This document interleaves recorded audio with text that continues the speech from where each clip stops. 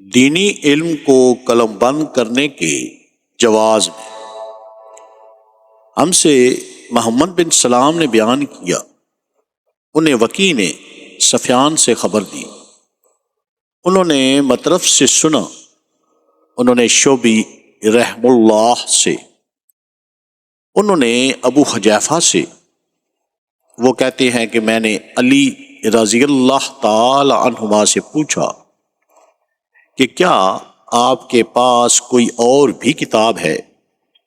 انہوں نے فرمایا کہ نہیں، مگر اللہ کی کتاب قرآن ہے یا پھر فہم ہے، جو وہ ایک مسلمان کو عطا کرتا ہے، یا پھر جو کچھ اس صحیفے میں ہے۔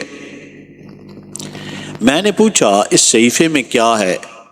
انہوں نے فرمایا دیت اور قیدیوں کی رہائی کا بیان ہے، اور یہ حکم کہ مسلمان کافر کے بدلے قتل نہ کیا جائے۔